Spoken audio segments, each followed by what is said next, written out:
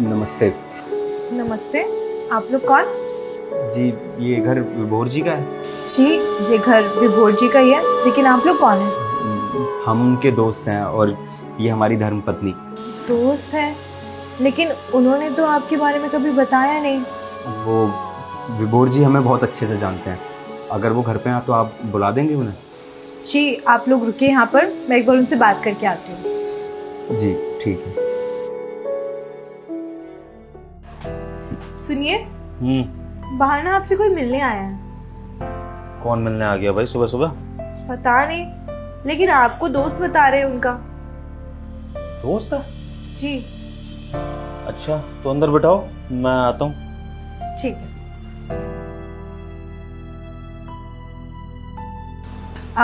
आप लोग अंदर आ जाइए, बैठिए, आइए चलो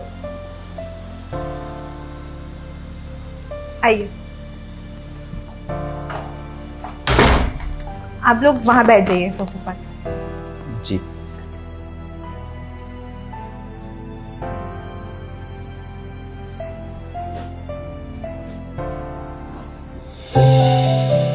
हर्ष, तू यहाँ पे? कैसा है मेरे भाई? हम ठीक है, तुम कैसे हो? यार, इतने सालों बाद। भाभी जी नमस्ते। नमस्ते। आप दोनों बैठो ना, बैठो। कंचन, ये है मेरे बचपन का दोस्त अर्श। मैंने तुम्हें कभी इसके बारे में बताया नहीं होगा। दरअसल कॉलेज के बाद हम लोग मिले ही नहीं कभी, तो फिर इसके बारे में जिक्र भी नहीं हुआ। मैं इसके बारे में तुम्हें फुर्सत से बताऊंगा। पहले तुम भैया और भाभी के लिए पानी लेकर आओ, जाओ। जी, अभी लाइए। और बता मेरे भाई, कितने टाइम बाद मिल रहे होंगे? आई थिंक कॉलेज के बाद तो एक बार भी मिलना हुआ नहीं है, तो फिर 10 साल बाद ही मिल रहे होंगे। हैं भाई, ऐसी क्या बात हो गई जो तुझे अपने दोस्त की याद नहीं आई? चल, मैं मान सकता हूँ कि मैं तुझसे मिलने नहीं आया गाँव, तू तो मुझसे शहर मिलने आ सकता था, कॉल मैसेज पे बात कर सकता था। हैं? बस वो मजबूरियाँ कुछ ऐसी थी जो मिल नहीं पाया मैं तुमसे। अच्छा, पानी लो आप दोनों।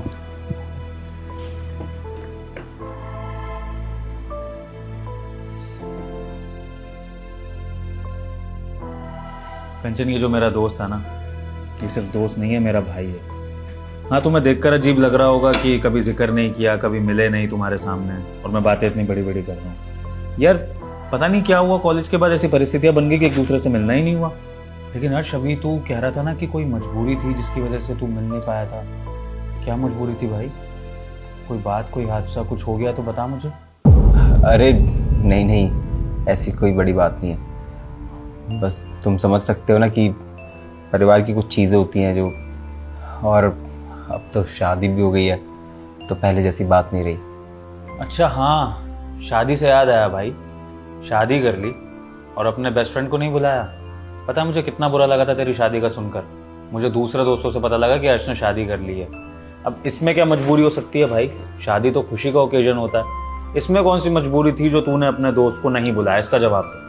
मजबूरी ऐसी थी कि जल्दबाजी में शादी करनी पड़ी, और मैंने, अमृता ने मंदिर में ही शादी कर ली थी, किसी रिश्तेदार को नहीं बुलाया। अच्छा चल, कोई बात नहीं बुलाया शादी में तो क्या हो गया?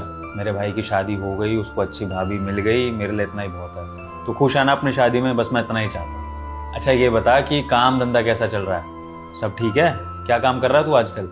हाँ, काम ठीक चल रहा है, ज़्यादा खास नहीं। तुम्हें तो पता ही है महंगाई कितनी बढ़ गई है, पर कर लेते हैं गुजारा, चल रहा है। बाकी तुम्हारा काम तो बढ़िया चल रहा होगा, इतना बड़ा घर ले लिया, सूट वूट पहने हुए हो, काफ़ी बढ़िया लग रहे हो, जच रहे हो। कैसे चल रहा है काम तुम्हारा? बस भाई यार, तुझे तो पता ही है, मिडिल क्लास घर से थे तो शुरू से ही सपना था कि अच्छी जॉब लगे। जॉब कर रहा हूँ कंपनी में, और कॉलेज के बाद से ही प्लेसमेंट लगी थी जिस कंपनी में, उसी कंपनी से अपनी ग्रोथ की शुरुआत कर दी थी। कंपनीज बदलता गया, सैलरी में हाइक मिलती गई। अब भगवान के दया से थोड़ा बहुत पैसा इकट्ठा करके ना, अगले महीने से अपना स्टार्टअप की सोची है मैंने। देखो सफल हो पाते हैं कि नहीं। जॉब से बिजनेस पे शिफ्ट होना है यार, कुछ क्रिएटिव करना है ज़िंदगी में, कुछ अपना करना। ये तो बहुत अच्छी बात है, अब जॉब से सीधा बिजनेस करने लग जाओगे, बड़े आदमी बन जाओगे अब तो तुम। अच्छा बाय द वे यार, मैं अंकल आंटी के बारे में तो पूछना ही भूल गया। अंकल आंटी कैसे हैं? उनकी तबीयत ठीक रहती है ना? कितना समय हो गया उनसे मिले हुए अभी। मेरी बड़ी तमन्ना है यार उनसे मिलूं। भाई माँ बाबूजी इस दुनिया में नहीं रहे। क्या? अंकल आंटी नहीं रहे? कब हुआ ये? और तूने मुझे क्यों नहीं बताया भाई? अभी बता रहे थे ना, कुछ मजबूरियां ऐसी रही थी। बाबूजी की तबीयत खराब थी, इलाज करा रहे थे, जितना पैसा था सब लगा दिया। ज़मीन बेच दी, घर बेच दिया, कारोबार था सब बिक गया। बाबूजी तो बच नहीं पाए, उनकी याद में माता जी भी चली गई। यार ये सुनकर तो बहुत धक्का लगा मुझे। मैं यार उनसे मिल भी नहीं पाया आखिरी समय में। और भाई यार तुझे बताना चाहिए था मुझे। खैर जो हुआ सो हुआ, लेकिन मुझे विश्वास है कि अंकल आंटी जहां भी होंगे ना, उनका आशीर्वाद तुम लोगों पर बना होगा। अच्छा एक मिनट रुक दो। कंचन, मैंने तुम्हें जो पैसे दिए थे वो लेकर आना एक बार। जी अभी लाइए।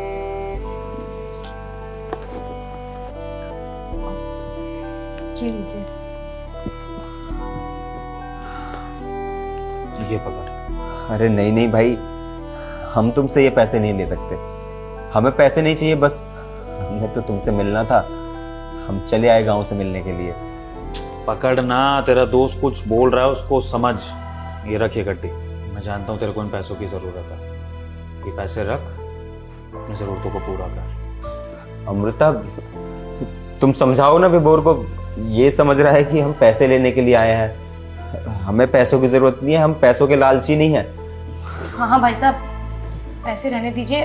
हम लोग तो बस मिलने आए थे आपसे यहाँ पर। इन्होंने आपके बारे में बहुत बातें की हैं मुझसे, और यहाँ शहर आए तो सोचा आपसे एक बार मिल लें। हम भी कभी नहीं मिले थे, बस बातें ही सुनी थी आपकी, तो इसलिए मिलने चले आए। ये पैसे नहीं चाहिए, आपने इतना आदर दिया यही बहुत है हमारे लिए। भाभी जी चिंता मत करिए, मैं आप पर कोई लांछन नहीं लगा रहा हूँ कि आप मुझसे पैसे ही मांगने के लिए आए हैं। लेकिन वो क्या है ना कि मैं अपने दोस्त की आदत को अच्छे से जानता हूँ, इसलिए मुझे ही इसको बिना बोले ये पैसे देने पड़े। और फिर इतने कुछ ज़्यादा पैसे तो नहीं है ना, ये इतने ही हैं जितने की इसको ज़रूरत है, और मुझे पता है कि इससे इसका गुजारा आराम से हो जाएगा। देख दोस्त, अब तेरे बिना बोले मैं तेरे काम धंधे की हालत को भी समझ गया हूँ, तो इसलिए तेरे लिए एक ऑफर है मेरे पास। मैं चाहता हूँ कि तू मेरा स्टार्टअप ज्वाइन करे अगले महीने से। मुझे वैसे भी एक भरोसे के बंदे की ज़रूरत है जो मेरे स्टार्टअप को संभाले, मेरा साथ दे, जिस पर मैं भरोसा कर सकूँ आँख बंद करके। और मेरे बचपन के दोस्त से ज़्यादा भरोसेमंद इंसान कोई नहीं हो सकता। तो अगले महीने से तू मेरे साथ काम करेगा, ठीक है? ठीक है, लेकिन ये सब ना मैं एक ही शर्त पर करूँगा। क्या? कि ये पैसे, जब मेरे पास पैसे होंगे तो तुम्हें ये पैसे मुझसे वापस लेने होंगे।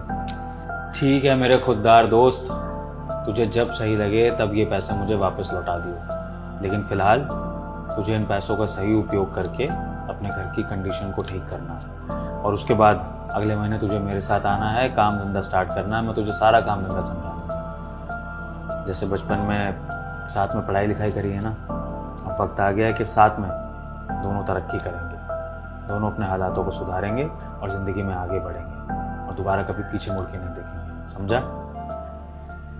चल, बहुत इमोशनल बातें हो गई, कुछ खाते पीते हैं। इतने समय बाद आया है, कुछ अच्छा सा खाते हैं। क्या खाएगा बता? भाभी जी आप बताइए क्या खाएंगे, मैं भी कंचन से बनवा देता हूँ, बहुत अच्छा खाना बनाती है। शाम की बस भी है हमारी, अभी खाना वाना मत लगाइए, लेट हो जाएंगे। हाँ अगले महीने आते हैं ना, तब अच्छे से मिलते हैं, बैठेंगे, बातें करेंगे।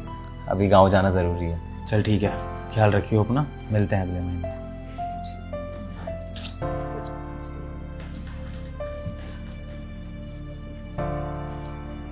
सुनिए, आपने इतने सारे पैसे क्यों दिए उनको? पैसे पेड़ पे लगे क्या हमारे, जो आए और तोड़ दिए? कंचन अभी तो तुम्हें बताया था कि मेरे बचपन का दोस्त है, इतनी तुमने हमारी बातें सुनी, उसके बाद भी तुम बोल रही हो कि मैंने मदद क्यों करी। अब और कैसे क्लियर करूँ यार, भाई है वो मेरा। अरे हमारा भी तो खर्चा होता है, हमारे भी घर में बच्चे हैं, उनको कौन पालेगा? आप तो ऐसे मदद कर देते हो लोगों की। कंचन, तुम जिसकी मदद करने के लिए मुझे सुना रही हो, पता है उसके कितने एहसान है मुझ पर।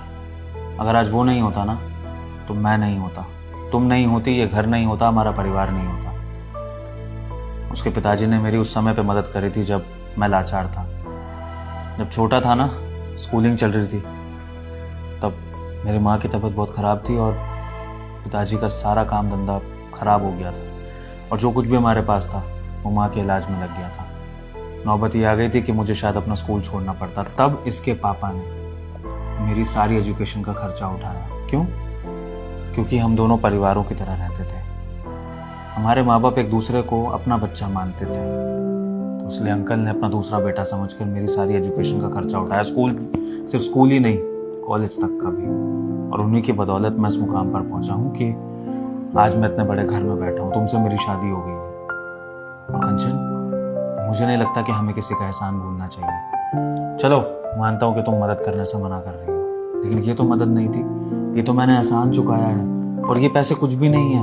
अगर मैं अपनी सारी दौलत भी न्यौछावर कर दूँ ना अपने दोस्त पर, तो वो भी कम है, क्योंकि मैं जो कुछ भी बना हूँ अपने दोस्त की वजह से, उसके पापा की वजह से। देखिए, आप जो कह रहे हैं वो सही कह रहे हैं, लेकिन बस मैं आपको इतना बोल रही हूँ कि आप आगे से ध्यान रखिएगा। पैसे बहुत मेहनत से कमाए जाते हैं, ऐसे हम सब पे नहीं लुटा सकते। और ठीक है, अगर आपने एहसान चुकाया तो कोई बात नहीं, लेकिन बस अपने फ्यूचर का भी ध्यान रखिएगा। पेंशन फ्यूचर सिक्योर ना पैसे बचाकर नहीं होता है, अच्छे लोगों की संगति में आने से होता है। अब ये मेरा दोस्त जब ये मेरे साथ मेरे स्टार्टअप में जुड़ेगा ना, तो देखना कितनी पॉजिटिविटी आएगी, काम में बरकत होगी। और तुम भी जब इससे मिलोगी, जब धीरे धीरे तुम्हें पता लगेगा इसके नेचर के बारे में, तो तुम्हें भी लगेगा कि वाकई हमारी बचपन की दोस्ती बहुत अच्छी है और ज़िंदगी में अच्छे इंसानों का होना बहुत ज़रूरी है। थोड़ा सा अपनी सोच को भी बदलो। दुनिया में अगर बुरे लोग हैं तो अच्छे लोग भी हैं, हर किसी पर शक नहीं किया जा सकता, है ना? जी ठीक है। अच्छा, आप तो अब नाश्ता कर लीजिए, और वैसे भी अब ऑफिस के लिए लेट हो रहे हैं। चलिए। हाँ, तुम नाश्ता लगाओ। जी।